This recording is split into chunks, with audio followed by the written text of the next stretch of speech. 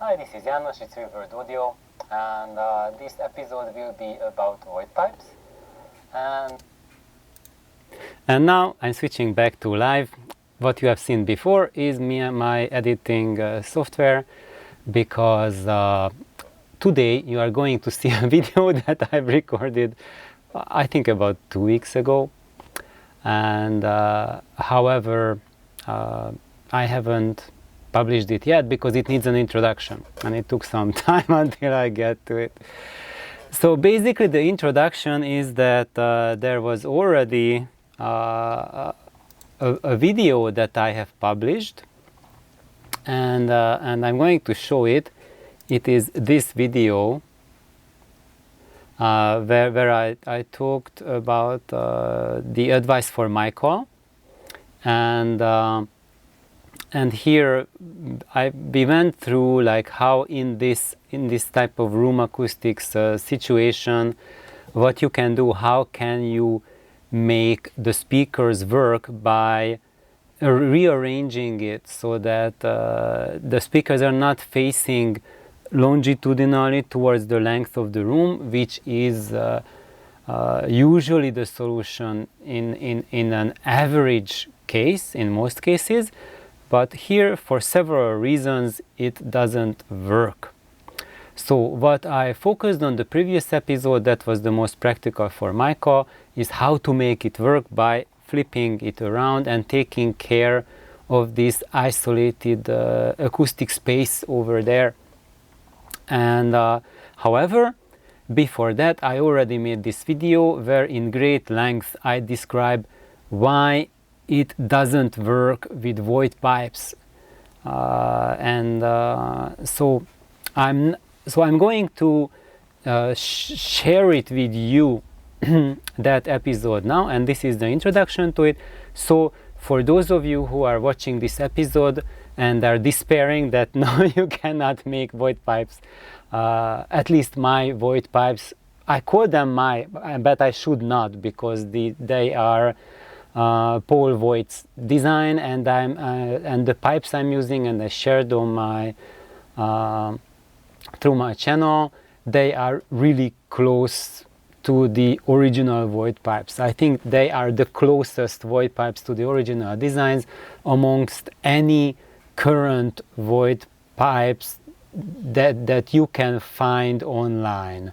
So when you go through like all of the different versions that you see, like that I think now 2 million hit world second best speakers type Voigt pipe, so all of them are quite far removed, employing quite different ideas, and as a result they load the room in a very different way from the original Voigt pipe design, and hence they can work in different acoustic spaces, which is both a good and a bad thing, I would say. And it's a good thing when you have a space like this, where it's more difficult and nearly impossible for a conventional Voigt pipe, and I would say bad that when you have a really optimal room, then I think, in my experience, a design closer to the original pipes, namely the one that I'm using, is just giving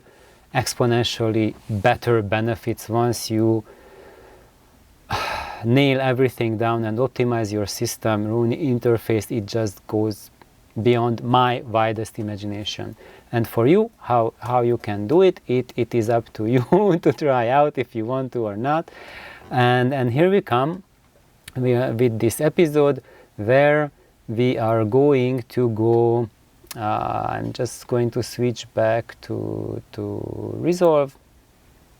So through this episode I'm going to show several things. One of them I'm going to show, go through driver selections, because Michael is using Sonido drivers, and I'm going through driver choices, how they would work in my cabinet. I'm going to go through also some recommendations from the Sonido company, what Varga János, the owner and designer of these drivers and cabinets, that he has cabinet designs, but I'm not talking about those designs, but I'm going to share what he shared with Michael about my cabinet. Would that be suitable for this Sonido driver or not? And I'm going to share my comments about his observations. And so basically this will be an episode about looking at the drivers, looking at Michael's measurements that he kindly shared with us about his room, and so I'm going to do a deep dive on it.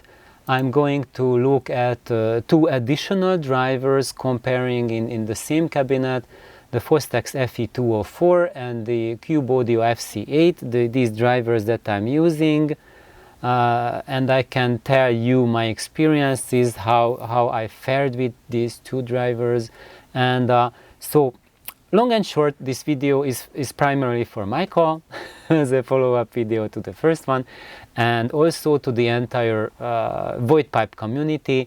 If you want to learn more about the inner workings of Voigt pipes when they are recommended, so hopefully the message you can take home is learn more about 3 exceptionally good drivers to use in Voigt pipes, and the number 2 is how the original or the close to original Voigt pipe cabinet, the one that I recommend, how does that load rooms and where you will be able to successfully use them, and if not, then what you can do.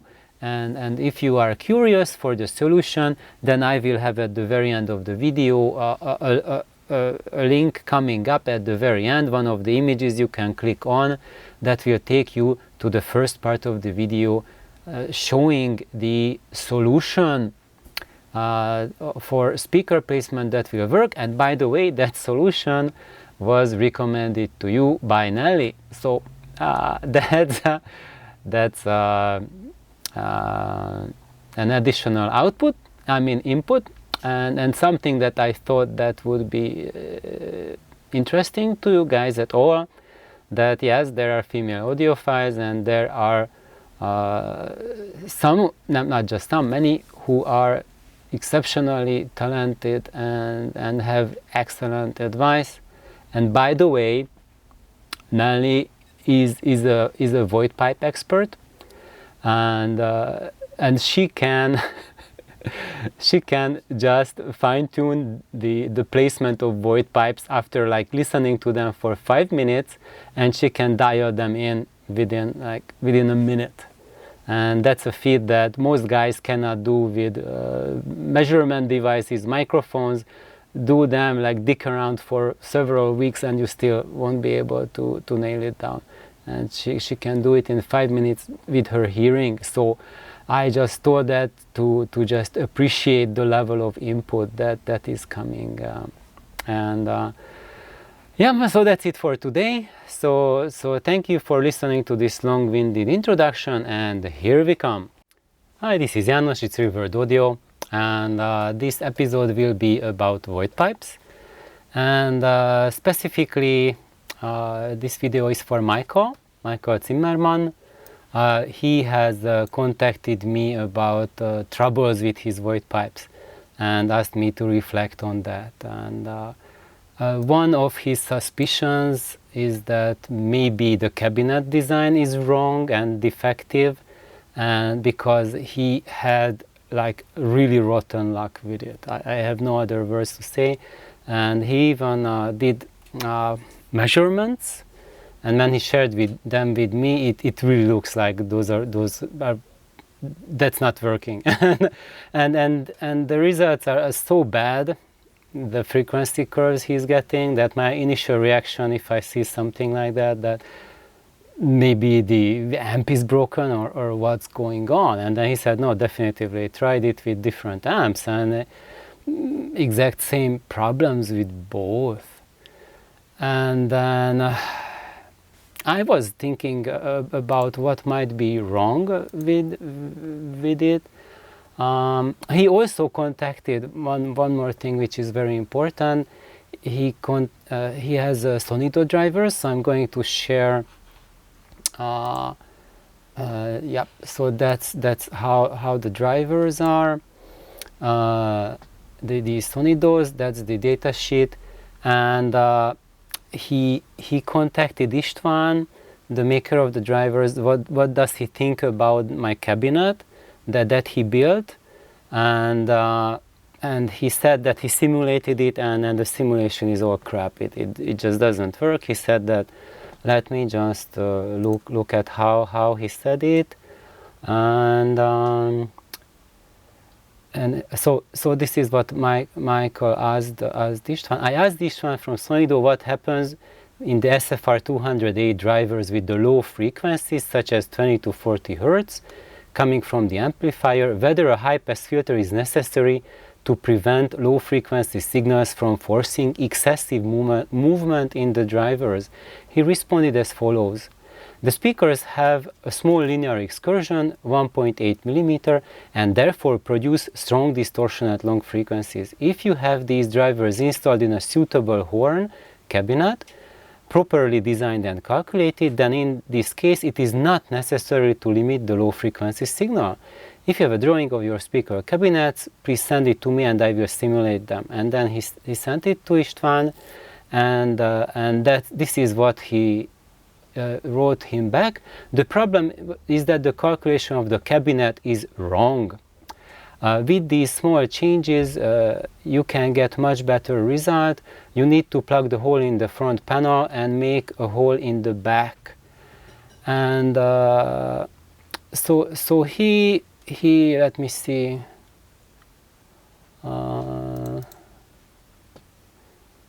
Let me just share that with you. I think, oh, there it is. Can you see it? I cannot see yet because I'm covering my output. Okay, so that's the cabinet. That's my cabinet that Michael built, and István said that for this driver this is wrong, and he should cover this port here and put the driver to face the other side.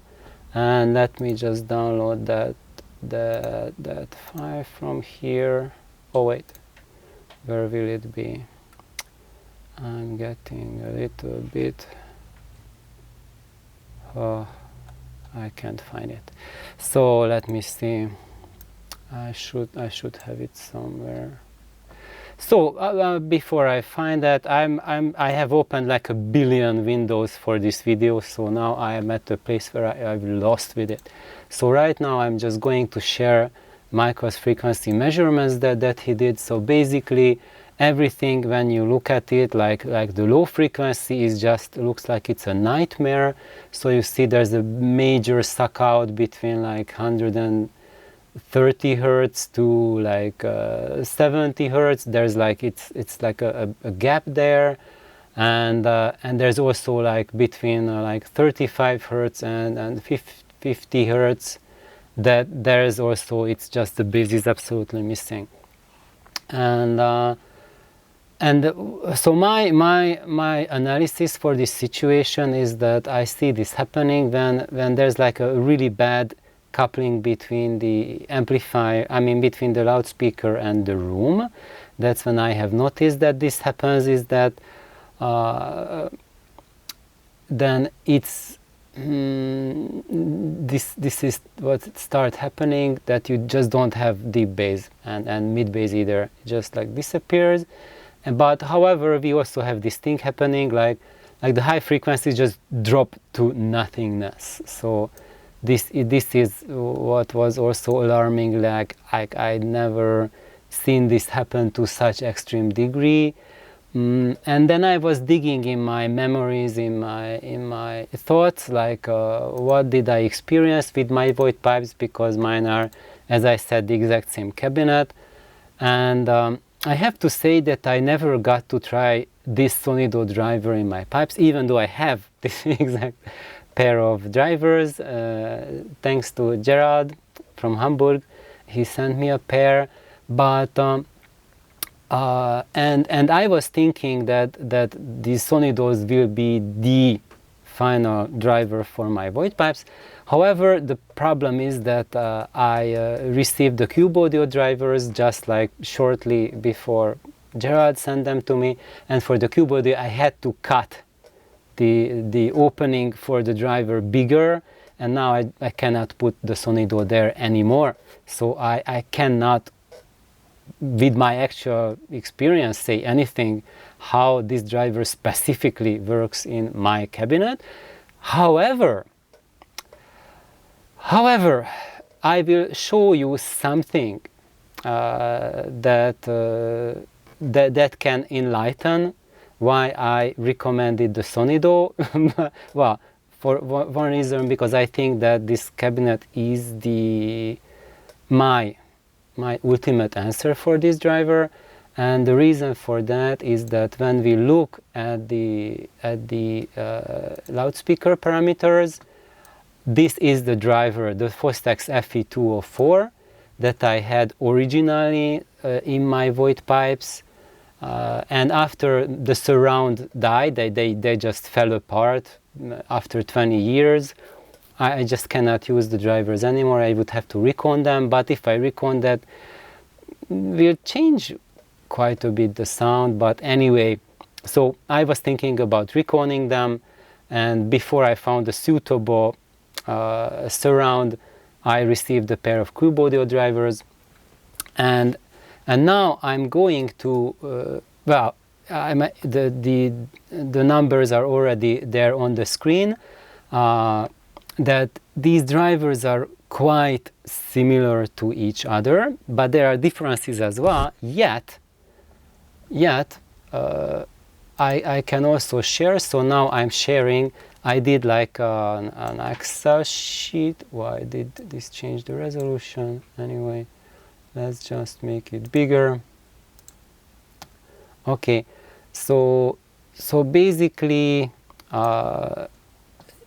here's the Cube Audio driver and my Fostex driver, and I could not copy paste the numbers from here, from the Sonido, because they are in a PDF format, and those are text formats, and it just would not copy paste without butchering one the other. So I made a comparison here. So when you look at, these are the TILA small parameters. So now when we model a cabinet and we build with modern methods, these are the numbers that we use to design the cabinets. And why I did this comparison is to compare the true drivers that I have and that I have used in this cabinet to the Sonido, and we will see how these two compare to the Sonido. And why I do that is because I know from experience that these two drivers are outrageously good in my cabinet. And when we will do the comparison, then you see that the Sonido is like exactly between these two drivers. So all the parameters, so when you have a range how the parameters go between the Fostex and the Cube Audio, the Sonido is right in between the two. And so if the Fostex and the Cube Audio works outrageously good, I expect that the Sonido has like the same properties. It would behave the same way as my drivers behave. However, does that guarantee that this cabinet is not broken? Or because that's what István's response suggests, that when he did the simulation, he said that the simulation says that my cabinet that I use is broken. It just does not work. And I found the file that he, wait, no, let's just go back. So this is the file that István sent to, and then here you see he modeled these two drivers in his version of the cabinet, with both the 200A Sonido and the smaller version, the 175A, and there you see a much more even frequency response. But for the Voigt pipe, he has the driver. Oh, we cannot see it there. Let's just move it, or move it higher. So he moved the driver to the back side of the cabinet, like slanting side, and the mouth is basically becoming a port. It's not a horn mouth anymore. It's a base reflex port, practically, or port-ish, and it fires to the back. And now this arrangement would give like predictable TR small parameters. And what I was sharing before on my channel is that so exactly this type of Voigt pipe variation I have not built myself. However, I did recommend to people that if you have problems loading your drivers in the room, so if you have like a massive misalignment with your pipes, then try narrowing the port, I mean the mouth of the Voigt pipe, and yes, so István's recommendation for the situation here is to narrow it to the extreme.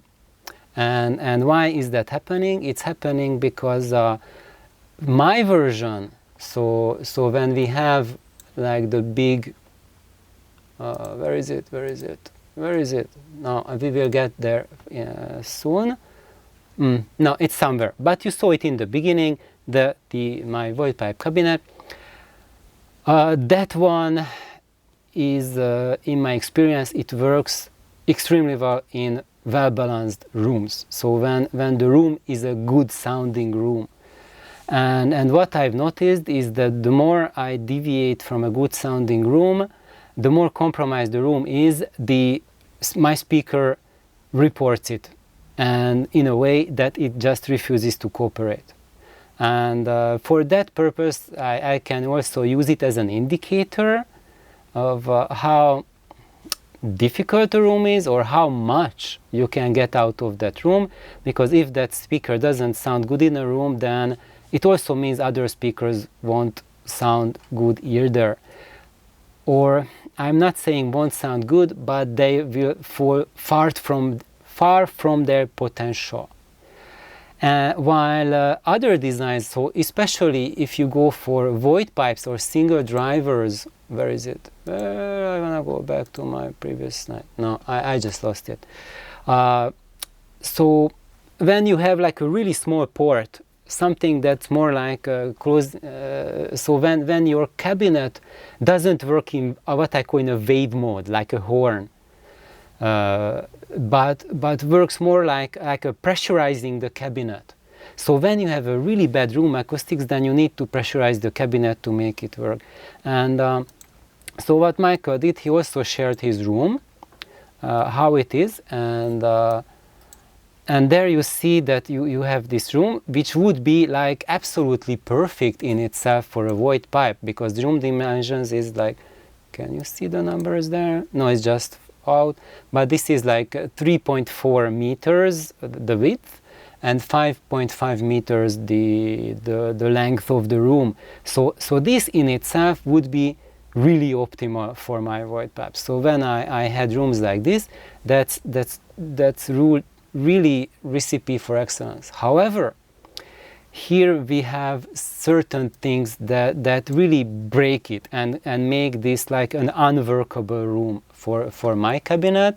Is that you see here this room towards in the back here, that basically acts like a pressure release valve. So basically as the pressure waves, they cannot travel from at the longitudinal length of the room, so bouncing between the front wall and the rear wall. Instead of that, so when they're hitting the rear wall, instead of the pressure maintaining there, it just releases into that side room there, which is like the worst possible ever, because there's also that extra nook in there. So that side room, even that is just bifurcates into two acoustic spaces. So that's like a monstrous bass suck out. And for cabinets that are base reflex cabinets, which pressurize the room through their own activity, so they build up an internal pressure and they communicate the pressure wave onto the room, they are a lot more able to handle that suck out. However, my Voigt pipe cabinets, I cannot call them mine because these are Paul Voigt's original cabinets and with a little bit of modification. I'm going to get into that soon. So, but basically my cabinet plans, they absolutely demand that the room must be suitable for wave mode propagation. So what does that mean? So you cannot have this monstrous suck out, which is like at least like 30% of the volume of the room. So this is kind of like an anti-Helmholtz resonator, like a big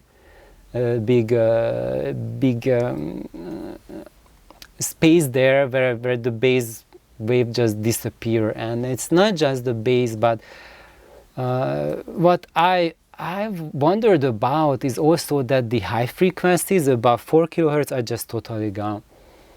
And then I was digging in my brains and memories, and yes, I kind of observed that. I realized that in my years with my Voigt pipes, that when they are in an absolutely unworkable room, then the highs are also compromised there.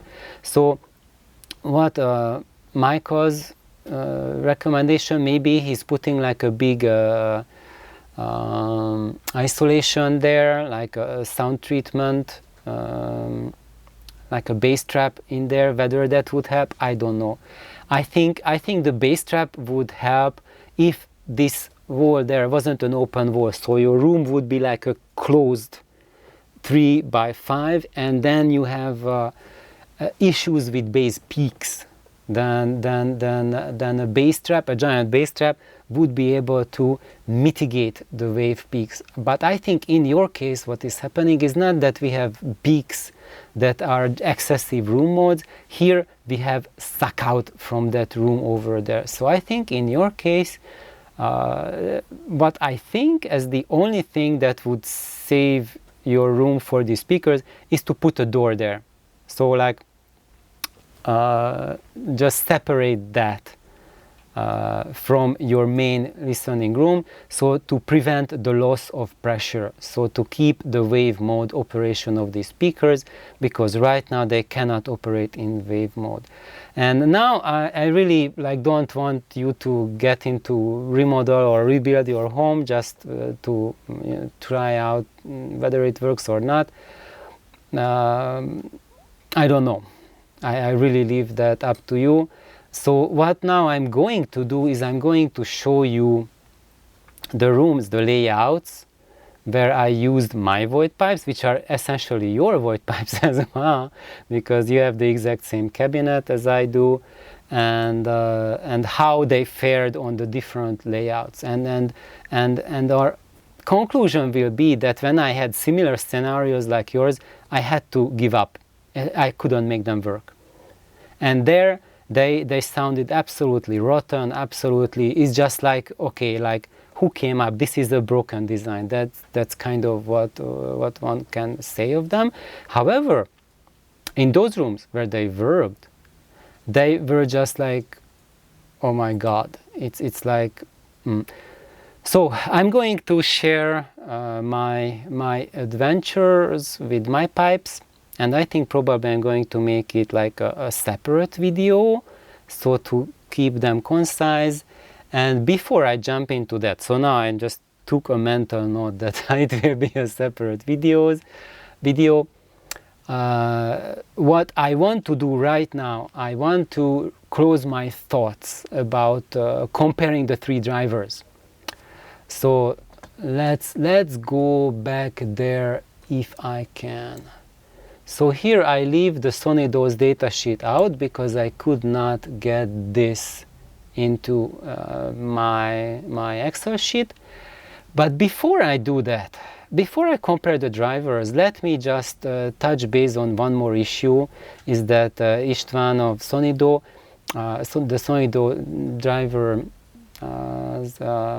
father, István makes these drivers, he said that the cabinet that I'm using, it doesn't model. So basically he said that when it tries to model it, it just craps out, it doesn't. So why is that? There are two reasons for that, when that can happen, that a speaker cabinet models really badly. And in 99% of the cases, when it models really badly, it's because it's a piece of crap, and if you try it out, it will be disastrous and ruinous. In this case, this is a very, very special exception to that general rule. And why is that? I brought up here an article with Paul, and it's called An Interview with Paul Voigt, and it was written by the late Bruce Edgar. And I think many of you know these names. I mentioned them in my video several times, I mean on my channel, in my videos.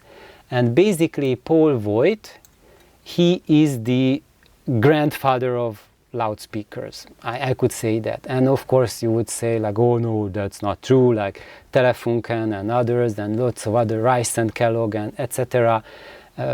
Yes, there were like lots of hundreds of people who contributed to audio development. However, Paul Voigt was just such a crucial person in the development of loudspeakers that it is like truly mind-boggling. First, to my knowledge, he was the first person who built an audio cabinet with the purpose of sound in mind.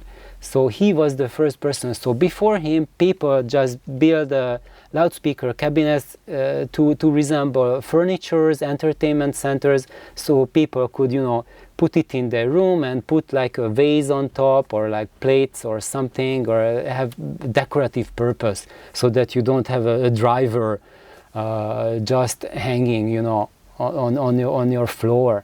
And but there was no real knowledge about the sound of what to do with a speaker cabinet. So before him, people were just experimenting with horns. So have like a horn speaker, that there's a horn coming out of the driver, and then you are hearing the sound of a primitive horn.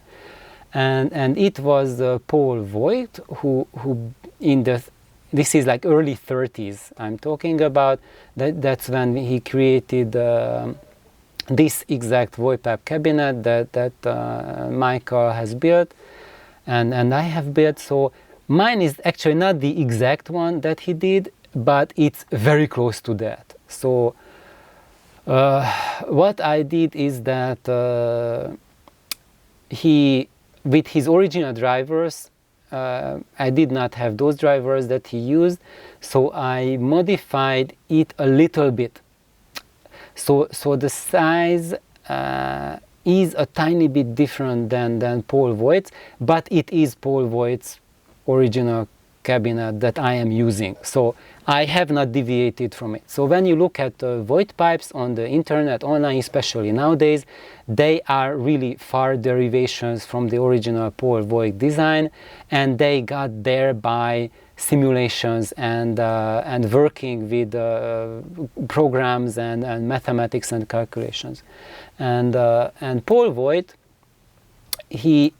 when he developed his cabinets, that was far before there were Tira small parameters and we knew anything about cabinet making. As I said, he was probably the first who was designing cabinet. Also, he invented the electrodynamic drivers, and now you would say, no, it was Rice and Kellogg who did it, and you are absolutely right, but they beat, actually, Paul Voigt invented it independent of Rice and Kellogg, and Rice and Kellogg beat him to the patent by 2 months. So that's why the patent is Rice and Kellogg for the electrodynamic driver and not Paul Voigt, because he did it first, but he wanted to fine-tune it before he files the patent, and then that's it. He lost it to Rice and Kellogg, so he decided not to file it anymore because others did it. But he was the first to come up with the idea, at least independently. But he has been working on it for a long while before Rice and Kellogg started doing theirs. Anyway, he also was the inventor of the Tetrix horn. So before him, they were just using like primitive horn geometries, and the Tetrix horn is the one that's the granddaddy of the modern horn loudspeakers. He invented that as well. He invented the high efficiency speaker cabinets, high efficiency speakers, and basically in his time, he was the first person who produced loudspeaker cabinets that were like, we would say, like audiophile or high level of sound quality. In his time, the other cabinets that were available, they were quite primitive sounding compared to his babies, and that's what this interview is about. And it's not really, well, it's a long story to it, and I recommend everyone to read it. And so basically, Paul Voigt here with the headphones on him in the photo. So he was an inventor. He was a real inventor, and he flew with intuition. He said, I was rotten with math, so I just went where my intuition went. And when you read this paper, it's just mind-blowing how many inventions in audio he had, and it's just like you will be speechless when you read it. And basically, so why I built his cabinet, because at the time when I started experimenting with Voigt pipes, this was year 2000, and at the time Voigt pipes were the rage.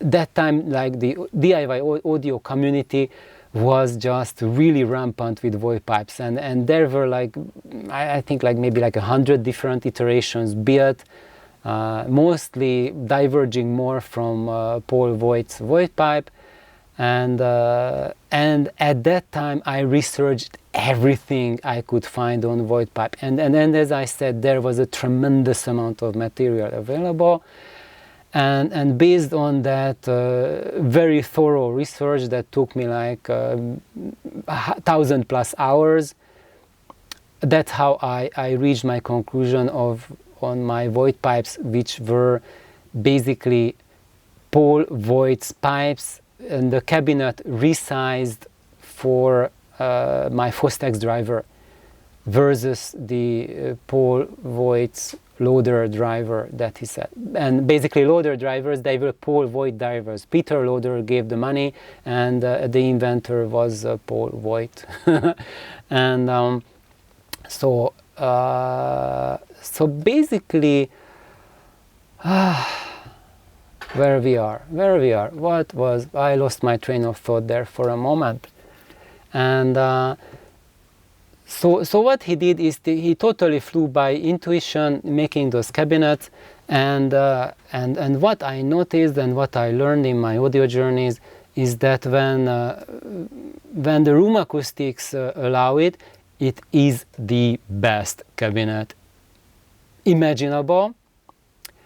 And when those room acoustics became compromised, it exponentially decreased in sound quality, and in rooms like poor Michael's room, it just imploded like completely. And so in my next video, I'm going to show my audio journey and show what were good rooms for my Voigt pipes, and when they were not good rooms, what did I try to make them work, and then could I make them work. And at this point for Michael's room, I think short of closing off that section there, putting in a door there, you won't be able to make these cabinets usable in your room.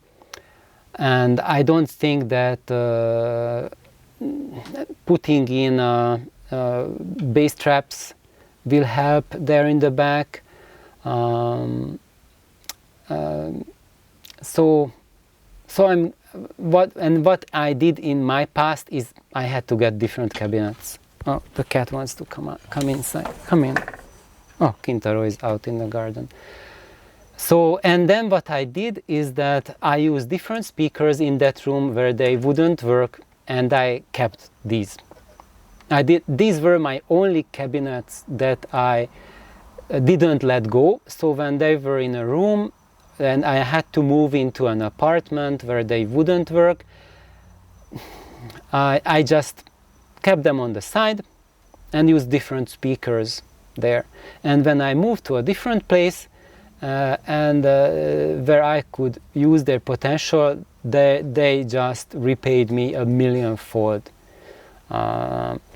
So right now they are upstairs in that room, and they sound absolutely fabulous in that room, and I think with that I can say that they are absolutely not a broken cabinet design. So why I put this Paul Voigt interview up here?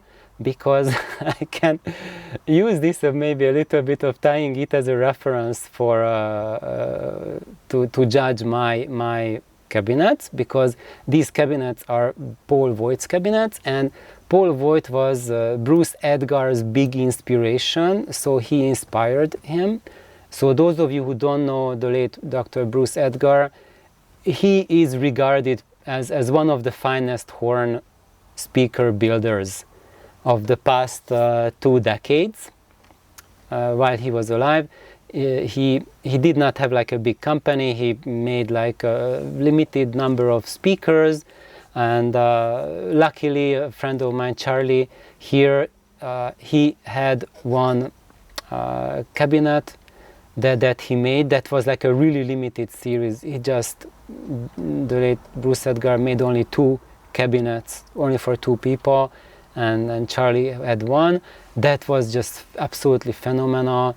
But I have a tie to the late Bruce Edgar, is that Greg He, who is also one of my mentors in speaker building, he was the late Bruce Edgar's mentor. So he taught him the horn calculations, and he started him on the journey how to design horn speakers. And Greg, he knows a lot about speakers, and like Bruce Edgar is really a testament to his influence. And Greg told me, like, János, his Voigt pipe is by far the best Voigt pipe I heard in my life. So I think that's like a really strong gauge for me to say that these cabinets are really far from broken. But yes, they don't model well. And when presented in a room that doesn't support what I called, this is my brainchild, that wave mode operation versus pressurized operation. So like the pressurized operation requires a small port or a bass effects cabinet. So in rooms where those work, I have to backtrack here. So there are rooms for wave mode operation that you need a solid wave propagation to be able to create those sound waves there. So basically you are using your room to horn load the speakers, and with my Voigt pipes, which are Paul Voigt's pipes, you need your room to horn load the pipes, and that's when it goes well. When you have these suckouts that prevent this optimal horn loading, that's when it will start to fail. And that will be on my next video, because I'm going to present to you epic failures as well, and at the same level as poor Michael is experiencing now. And someone is just blasting his car speakers outside. So my solution for that was really, I had two solutions for that level of speaker room mismatch when I had with my pipes. Is one, either use different set of speaker cabinets there, or number two, wait until I move to a different place where the room acoustics was better. So that will be my next video. To be fair to everyone, I did make that video before, but not with fewer rooms. I think I showed 2 rooms to you before in my videos, one where it works really well and one where it doesn't. And now with Michael's really rotten experience, I really don't want any of you to have experience like that. So I'm going to make it like a more comprehensive approach to be able to better tell for yourself whether you'll have luck or not. And you will see from my videos, this is far from easy to decide, and it's not an easy thing. Because like here, now in this very room where I sit, my theory would predict to have really rotten luck with it, as bad as Michael's. And actually, I made it work here. I made them work, but that with an asterisk, because it depended a lot on the amp that I used with. So like with my normal amps that I used in most of the rooms, when I had the Fostex driver in it, there was absolutely no bass in it, it was just gone. And when I used the Quicksilver amp, the Triode amp, that, oh my god, that had like bass like you have like a pair of subwoofers added to it. And then afterwards, when I put the Cube Audio drivers, my normal amps can use them with the Cube Audio drivers with fantastic bass down here as well. But as you see, there's an asterisk there, and the Sonido is somewhere halfway between the Cube Audio and the Fostex. And your mileage may vary, and it's really up to individual situations. Just that when you have these wave suck out scenarios, that's really a recipe that something might go wrong there. And what I've recommended on my channel before, when you have that, that's when you have to start mass loading your pipes, and that's what István's design is. I called it more like a bass reflex type of operation, but no, it's mass loading. So he turned it into a mass loaded pipe, and when you take mass loading to the extreme, that's, we call it bass reflex. And when you decrease the port, then you come to a scenario when it's a mass loaded pipe, and then you open it up even more, and then it becomes a Voigt pipe. This is the pole Voigt pipe, the canonical Voigt pipe that I have, and with the wave operation. And when you take it to even more extreme, then you get a true horn speaker. So the range is, for loudspeaker cabinets, between a horn to a bass reflex, and horn, original pole Voigt pipe, my pipe, and then you go to the majority of Voigt pipes in the Voigt pipe community, the mass loaded transmission lines, and then bass reflex at the other end. So thank you for tuning in, and I hope Michael, so Michael, for a final note, what I recommend to you is that because you spent a lot of time making this loudspeaker cabinet, I would recommend just leave it as it is, in case you ever plan to move to a different home that has different acoustics, and just build a new cabinet, build István's cabinet, because it's more of an MLTL design, and that will be able, yes, it will be, I can confirm that will be able to far better load your room than the original Poi Voigt cabinet could have, which it didn't. And use that that exact cabinet that István recommended, that will be, yes, your solution, I think. Maybe it will be a solution, maybe not, but if that cannot work in your room, then single drivers cannot work in that scenario. And I think that's far more important than that bass trap there. And I think the bass trap won't work because, as I said, you don't have like excessive room modes, you have room suck out. And the bass trap doesn't help with that. Just only separating that alcove there, those rooms there, will find a solution for you. So before I close my words, if I can find it, can I find, oh, here. So then let's look at the numbers. So for all the drivers, you have a bunch of TLS more parameters, and based on my journey with Voigt pipes, these are the TLS small parameters that are important for Voigt pipes in my experience. So the total Q, the resonance of the resonant energy of the driver, the mass component of it, the electrical component, so these two, the mass and the electrical, when you add them together, that's the total Q, the total resonance. And that VAS, that's the optimal volume that the driver works, and the X max is the cone excursion.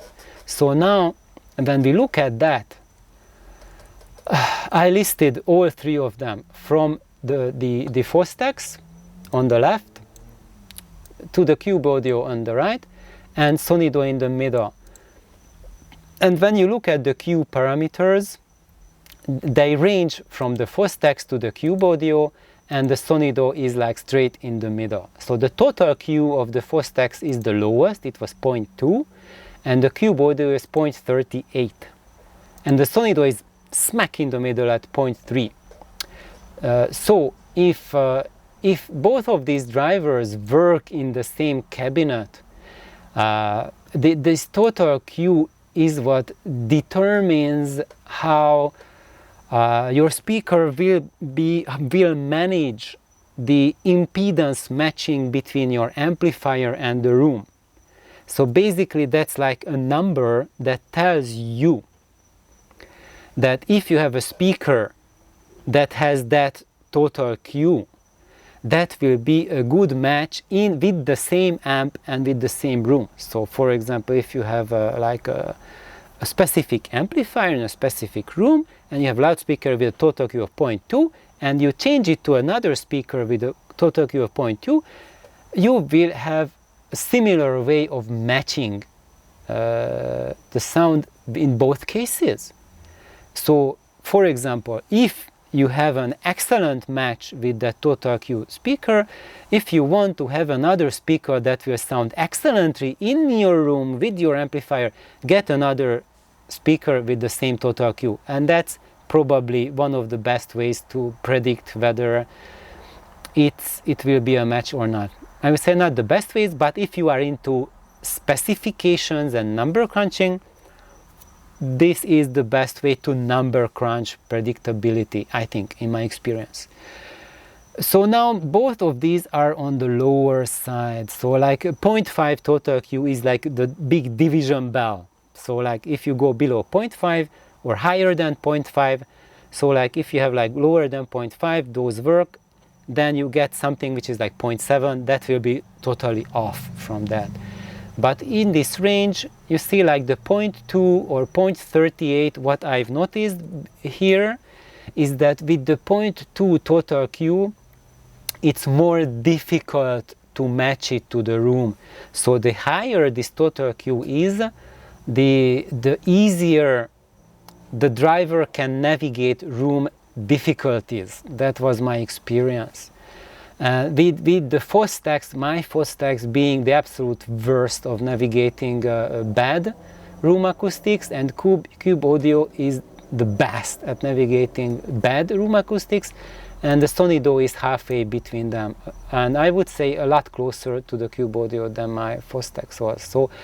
So I think for Michael there's more chance for you to make it work. So, and I would recommend doing István's cabinet. And if you want, you can modify the current cabinet, but if I would do this recommendation for myself, I would build a new cabinet and don't touch the current one and just save it for a better room. That's what I did with my cabinet, and yes, my perseverance and it paid off a billionfold, I would say, because it's just these cabinets, if you have the perfect room acoustics, I haven't heard any better cabinets than this. It's just, and Greg also said that he truly enjoyed these cabinets. And also excursion, this is also a big factor, as István said as well. So the Sonid only has 1.8 millimeter excursion. My Fostex had even less, 1.5. And with even more limited excursion in the good room, the bass is absolutely phenomenal and went down to 30 Hertz, 30 Hertz, and in a beautiful, wonderful fashion. So that's not a problem, and you don't have to limit the low response. In fact, that's the beauty of these cabinets, is just that the bass is absolutely phenomenal if the cabinet matches the room well. If not, then the whole thing is terrible. It doesn't work. So thank you for all of you who are tuning in, and thank you, Michael, for reaching out to me. And I'm really sad that I don't have any easy news or easy way to troubleshoot or make it work. Sadly, I said this many times in my channel that these pipes just really need really good room acoustics to work well, and they are indicators and of room acoustics quality, and they are sensitive by far more than any other type of speakers. And also what they tell you, what they report you, if you are having problem with them, it means any other speaker you place there, you won't get optimal sound with any of them. So a quick fix for you would be different speakers. For me, in these cases when I had such absolute cluster failure with matching the speaker to the room, what worked for me were Wunderstein speakers. The 1 CE or 2 CI, 1 or 2, the early Wundersteins, they will work wonderfully, I think, because for me they work really phenomenally in that case. And that's it for now. So thank you everyone for tuning in, and I wish you all good luck with your speakers projects. And as my last closing note, there's no surefire way of loudspeaker cabinets. There's like infinite numbers of variations, infinite numbers of rooms, infinite number of parameters, and the only way to figure out which really works in your case is to just get into it and learn from it. And for me, that was also my only way to move forward, is to learn. And my learning curve was that I was blessed that when I built my Voigt pipes in my first room, they sounded outrageously good. And then in the same room, after a few changes, they sounded poor. And then when I moved, they sounded abysmal to totally broken. And then finally, when they ended up here, they sound amazing again. So that's what a life's journey is, to figure out what works. And when you move from one room to the other, you basically have to restart your audio journey from scratch again. So I hope this helps a little bit. I know it's not a easy answer, because there are no easy answers. New room, new adventure. Bye bye.